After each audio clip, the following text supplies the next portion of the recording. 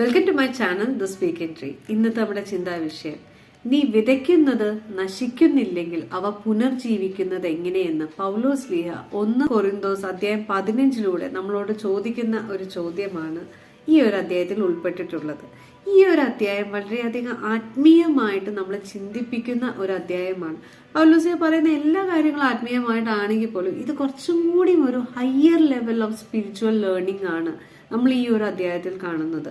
കാരണം ഞാനിത് പറയാൻ കാരണം എന്തെന്ന് വെച്ചാൽ, ഇത് വിതയ്ക്കുന്നതിനെയും കൊയ്യുന്നതിനെയും പറ്റിയാണ് കൂടുതലായിട്ട് വളരെയധികം പ്രാധാന്യം കൽപ്പിച്ചുകൊണ്ട് പൗലോസ്ലീഹ പറയുന്നത്. പക്ഷെ ഈ ഒരു അധ്യായം തുടങ്ങുന്നത് പൗലോസ്ലീഹയുടെ തന്നെ ജീവിതത്തിലെ ഒരു ഏട് നമ്മളുടെ മുന്നിലും വിശ്വാസികളുടെ മുന്നിലും തുറന്നു വെച്ചുകൊണ്ട് തന്നെയാണ്. അതായത് പൗലോസ്ലീഹ പറയുകയാണ്, സാവോളിൽ നിന്ന് പൗലോസ്ലീഹയിലേക്കുള്ള ദൂരം എങ്ങനെയാണ് ആ ദൂരം കുറഞ്ഞു വന്നതെന്നും ആ ദൈവിക അനുഭവം എങ്ങനെ പൗലോസ്ലീഹയുടെ ജീവിതം മാറ്റിമറിച്ചു എന്നും ഒന്ന് ഫ്ലാഷ് ബാക്കിലൂടെ പറഞ്ഞുകൊണ്ടാണ് പൗലോസ്ലീഹ ഈ ഒരു അധ്യായം തുടങ്ങുന്നത്. അപ്പോൾ നമുക്കറിയാം, സാവോളിൽ നിന്ന് പൗലോസ്ലീഹയിലേക്ക് ഉള്ള ഒരു മാറ്റം, അതേ ക്രിസ്തുവിന്റെ ഒരു പ്രസൻസ് എത്രമാത്രം പൗലോസ്ലീഹയുടെ ജീവിതം മാറ്റിമറിച്ചു എന്ന്.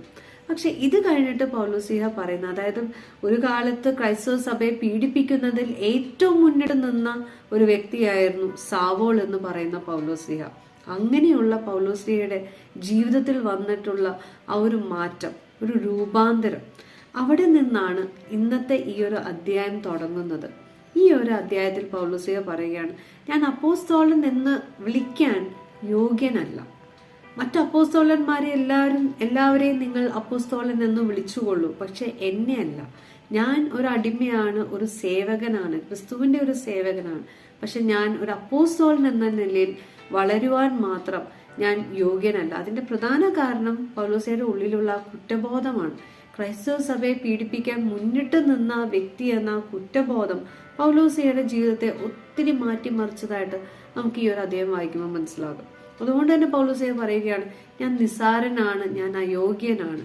എന്നാൽ ഞാൻ എന്തൊക്കെയാണ് ഇപ്പോൾ നിങ്ങളുടെ മുമ്പിലെങ്കിൽ അതെല്ലാം എൻ്റെ കഴിവ് കൊണ്ടല്ല, എൻ്റെ ദൈവത്തിൻ്റെ കൃപ കൊണ്ട് മാത്രമാണ് ഞാൻ ഇന്ന് നിങ്ങളുടെ മുന്നിൽ ഈ സുവിശേഷം പ്രസംഗിക്കുന്നത് എന്ന് പൗലോസ്ലീഹ പറയുകയാണ്.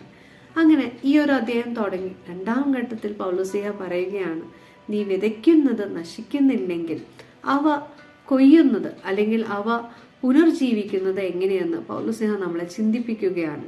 അതായത് 2 തലത്തിലുള്ള ശരീരമുണ്ട്. ഒന്ന് ഭൗതിക ശരീരം, മറ്റൊന്ന് ആത്മീയ ശരീരം.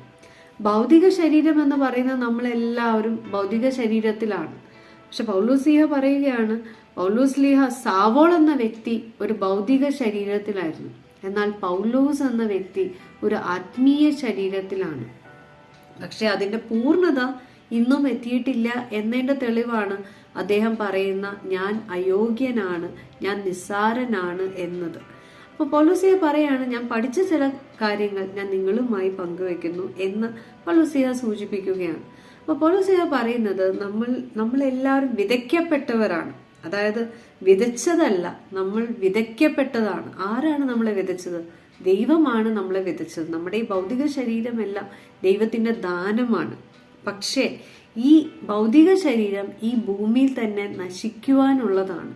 ഇവിടെ നശിച്ചിട്ടില്ലെങ്കിൽ പിന്നെ ഈ ഭൗതിക ശരീരം അല്ലെങ്കിൽ ഈ ശരീരത്തിന് ആത്മീയ ജീവിതം ഉണ്ടാവുകയില്ല എന്ന് പൗലോസ്ലീഹ നമ്മളെ ഓർമ്മിപ്പിക്കുകയാണ്. അപ്പൊ പൗലോസ്ലീഹ പറയുകയാണ്, നമ്മളുടെ ഓരോരുത്തരുടെയും ജീവിതം എന്ന് പറയുന്നത് വളരെ നശ്വരമാണ്. പക്ഷെ ഈ നശ്വരമായ ജീവിതത്തിൽ ഒതുങ്ങിക്കൂടാനുള്ളതല്ല നമ്മൾ ഓരോരുത്തരും. നമ്മൾ അനശ്വരത അല്ലെങ്കിൽ അനശ്വരമായ ഒരു ജീവിതത്തെ ലക്ഷ്യം വെച്ച് മുന്നോട്ട് നീങ്ങേണ്ടതാണ്. അതിനുവേണ്ടി എന്താണ് നമ്മൾ ചെയ്യേണ്ടത്? പൗലോസ്ലീഹ പറയുകയാണ്, നമ്മുടെ ജീവിതത്തിൽ ഉണ്ടാകുന്ന സഹനങ്ങൾ, വേദനകൾ, ഇതെല്ലാം പുഞ്ചിരിയോടെ സ്വീകരിക്കുക. കാരണം പലതരത്തിലുള്ള സഹനങ്ങളുണ്ടാവും. നമ്മുടെ വീട്ടിലോ അല്ലെങ്കിൽ നമ്മുടെ സമൂഹത്തിലോ നമ്മൾ ജോലി സ്ഥലത്തോ അല്ലെങ്കിൽ നമ്മൾ ആയിരിക്കുന്ന ഏതൊരു അവസ്ഥയിലും ഉണ്ടാകുന്ന കുടുംബജീവിതത്തിൽ, ഭാര്യ ഭർത്താവിൻ്റെ ഇടയിൽ അല്ലെങ്കിൽ മാതാപിതാക്കൾ മക്കളുടെ ഇടയിലൊക്കെ ഉണ്ടാകുന്ന സഹനങ്ങൾ, ആ സഹനങ്ങളെ നമ്മൾ സ്വീകരിക്കുക. ആ സഹനങ്ങളെ പുഞ്ചിരിയോടെ സ്വീകരിക്കുക, പരിഭവത്തോടു കൂടിയല്ല, പുഞ്ചിരിയോടെ നമുക്ക് സ്വീകരിക്കാൻ സാധിക്കുമ്പോൾ നമ്മൾ അതിനെ പരിഭവപ്പെടുത്താതെ, അല്ലെങ്കിൽ നമ്മളതിനെ കംപ്ലൈൻസ് ഒന്നും പറയാതെ, അല്ലെങ്കിൽ നമ്മൾ അതിന് പ്രതികാരം ചെയ്യാതെ, വിദ്വേഷം ചെയ്യാതെ നമ്മൾ അതിനെ സ്വീകരിക്കുമ്പോൾ, നമ്മൾ അതിനെ പുഞ്ചിരിയോടെ സ്വീകരിക്കുമ്പോൾ, അവിടെ നമുക്ക് ഒരു വലിയ സ്വർഗത്തിലേക്കുള്ള ഒരു നിക്ഷേപം തന്നെ നമുക്ക് ലഭിക്കുമെന്ന് പൗലോസ്ലീഹ ഉറപ്പു തരികയാണ്. അതിനുവേണ്ടി നമ്മൾ ചെയ്യേണ്ടത് വളരെ ഇടുങ്ങിയ വാതിലിലൂടെ സഞ്ചരിക്കുക. അതേപോലെ തന്നെ വരുന്ന സഹനങ്ങളെല്ലാം, അതായത് നമ്മുടെ സ്വന്തം കുരിശ് നമ്മൾ തന്നെ ചുമന്ന് ദൈവത്തെ അനുഗമിക്കുക, അല്ലെങ്കിൽ ക്രിസ്തുവിനെ അനുഗമിക്കുക. നമ്മൾ പലതരത്തിലുള്ള വിഷമങ്ങളുണ്ടാവും, പലതരത്തിലുള്ള സാധനങ്ങളുണ്ടാവും. പലരും നമ്മളെ ഉപദ്രവിക്കുന്നുണ്ടാവും, പരിഹസിക്കുന്നുണ്ടാവും, പലരും നമ്മളെ വേണ്ട രീതിയിൽ പരിഗണിക്കാതെ പോയിട്ടുണ്ടാകാം. ഇതിലൊന്നും ആവലാതിപ്പെടാതെ വളരെ സന്തോഷത്തോടുകൂടി, പുഞ്ചിരിയോടുകൂടി, നമ്മളെ വേദനിപ്പിക്കുന്നവർക്ക് വേണ്ടി കൂടി നമ്മൾ പ്രാർത്ഥിച്ച് അങ്ങനെ നമ്മൾക്ക് മുന്നോട്ട് നീങ്ങാൻ സാധിക്കുമ്പോൾ, എല്ലാം കർത്താവിന് വേണ്ടി സമർപ്പിച്ച് നമുക്ക് മുന്നോട്ട് നീങ്ങാൻ സാധിക്കുമ്പോൾ, അവിടെ ഒരു രൂപാന്തരം നമ്മുടെ ജീവിതത്തിൽ നടക്കും. അതായത് ഒരു ഭൗതിക ശരീരത്തിൽ നിന്ന് ഒരു ആത്മീയ വളർച്ച നമ്മുടെ ജീവിതത്തിൽ ഉണ്ടാകണമെന്നാണ് പൗലോസ്ലീഹ പറയുന്നത്.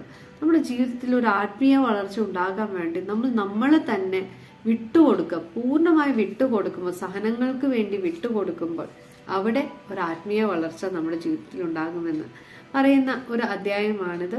അപ്പൊ നമ്മൾ എന്നും നമ്മളോട് ദേഷ്യം കാട്ടുന്നവരോടും അല്ലെങ്കിൽ നമ്മൾ വെറുക്കുന്നവരോടൊക്കെ പോയി പ്രതികാരം ചോദിക്കുകയല്ല വേണ്ടത്. നേരെ മറിച്ച് അതെല്ലാം എൻ്റെ സഹനങ്ങളോട് ചേർത്ത് കർത്താവിന് സമർപ്പിക്കുമ്പോൾ അവിടെ ഒരു ആത്മീയ വളർച്ച നമുക്കുണ്ടാകുമെന്ന് ഉള്ള ഒരു ഉറപ്പാണ് ഈ ഒരു അധ്യായം തരുന്നത്.